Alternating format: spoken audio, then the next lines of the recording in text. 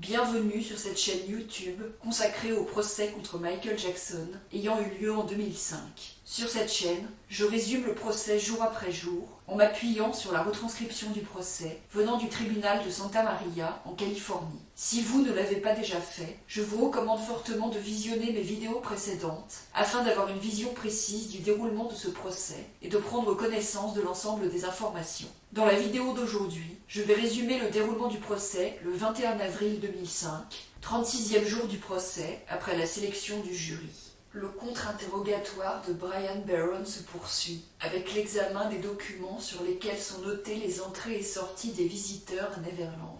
Le 19 février 2003, Amit Mosley est arrivé à Neverland dans l'après-midi et est parti le soir. Le 20 février, les enfants Arvizo reviennent dans l'après-midi avec Aja Prior. Le même jour, Shane Brando a heurté Gavin Arvizo avec une voiture de golf. Le 21 février, Vincent Black, c'est-à-dire Vincent Amen, est arrivé à Neverland le soir avec Janet Arvizo. Le 22 février, il est indiqué que Star et Gavin séjournaient dans un logement pour invités à Neverland, et Janet aussi, dans un autre logement. Devlin séjournait avec Marie-Nicole Cassio dans une chambre du cinéma. Le 23 février, Gavin, Star et Janet séjournaient encore dans des logements pour invités. Devlin séjournait dans une chambre du cinéma avec Marie-Nicole Cassio. Il est indiqué qu'un appel téléphonique était demandé à 7 h du matin pour réveiller la personne du logement 4, c'est-à-dire Janet. Le 24 février, même chose, Gavin, Star et Janet séjournaient dans des logements pour invités. Les Arvizo sont partis dans l'après-midi et revenus le soir. Janet, Star et Gavin reviennent avec Joe Marcus, le manager du ranch. Devlin revient avant eux. Le 25 février, il est indiqué que les Arvizo séjournaient dans les logements pour invités et ils sont partis le matin en même temps que Vinny. Le 27 et le 28 février, Frank Cassio séjourne à Neverland. Le 1er mars, Frank est sorti l'après-midi. Le 2 mars, Frank est sorti et revenu l'après-midi. Vinny est arrivé et reparti dans l'après-midi. Les Arvizo sont revenus à Neverland avec Vinny. Le 3 mars, les Arvizo étaient à Neverland. Star, Gavin et Janet séjournaient dans des logements pour invités. Rio et Simone, deux jeunes cousins de Michael Jackson, sont arrivés le soir et ont passé la nuit à Neverland. Le 4 mars, Gavin et Star séjournaient dans des logements pour invités. Devlin est sorti l'après-midi et revenu le soir avec Chris Carter. Rio et Simone étaient toujours à Neverland. Ils sont sortis avec Devlin et Rio dormait dans la même chambre que Gavin. Le 5 mars, Gavin et Star séjournaient dans des logements pour invités et Janet aussi, Rio dans la même chambre que Gavin. Rio et Simone sont partis le soir. Le 6 mars, les Arvizo séjournaient dans des logements pour invités. Le 7 mars, les Arvizo séjournaient dans des logements pour invités. Frank et Vinny étaient dans la vidéothèque. Le 8 mars, les enfants Arvizo, Frank et Vinny étaient à Neverland. Le 9 mars, Frank et Vinny sont partis l'après-midi et revenus le soir. Les enfants Arvizo sont restés à Neverland. Rio et Simone sont venus dans la journée et sont restés pour la nuit. Le 10 mars, il est indiqué que Janet Arvizo n'est pas revenue avec Vinny et Gavin le soir. Le 11 mars, les enfants Arvizo séjournaient dans des logements pour invités. Ils sont partis l'après-midi et revenus le soir avec Chris Carter. Le 12 mars, les enfants Arvizo séjournaient dans des logements pour invités. Ils sont partis à 12h15 avec Vinny. Brian Barron confirme que les employés de Neverland cherchaient à respecter la vie privée de Michael Jackson et de ses invités à Neverland. Il dit que ça arrivait que des enfants aillent dormir dans des lieux où ils n'étaient pas supposés dormir. Le procureur lui demande s'il avait déjà vu des directives disant de ne pas laisser sortir un enfant et il dit que non. Il dit que les registres de Neverland étaient fidèles à la réalité en général, même si ça arrivait qu'un nom soit mal orthographié. Il dit qu'il y avait entre 80 et 100 employés à Neverland à l'époque où il y travaillait. Robert Sanger fait remarquer que le 19 février 2003, les Arvizo sont partis à Los Angeles pour le tournage de la vidéo et fait un lien avec la consigne de ne pas laisser sortir les enfants. Il fait remarquer que les employés pouvaient voir cette consigne notée sur le tableau et Brian Barron confirme qu'il n'y avait rien de secret concernant cette consigne.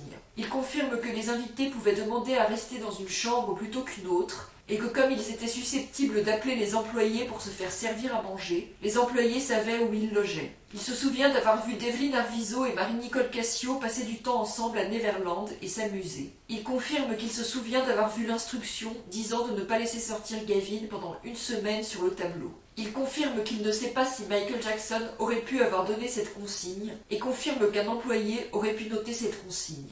L'accusation appelle comme témoin Stephen Cleaves, sergent du département des shérifs du comté de Santa Barbara. Il a participé à la perquisition de Neverland le 18 novembre 2003. Il a supervisé un groupe d'enquêteurs qui a fouillé les bureaux de la sécurité de Neverland. Il a saisi les registres du portail et les rapports d'incidents et blessures et n'a pas vu de documents de l'année 2003. Il confirme qu'il n'a pas fouillé le bureau de l'administration. L'accusation appelle comme témoin Timothy Sutcliffe, qui travaille pour le département des shérifs de Santa Barbara et a participé à la perquisition de Neverland du 18 novembre 2003. Il a assisté Stephen Cleaves pour la fouille du bureau de la sécurité de Neverland et a donné les documents collectés au détective Mueller. Il confirme n'avoir pas saisi de documents de l'année 2003 car le nom des Arvizo n'y était pas. Il confirme qu'il n'a pas fouillé le bureau de l'administration.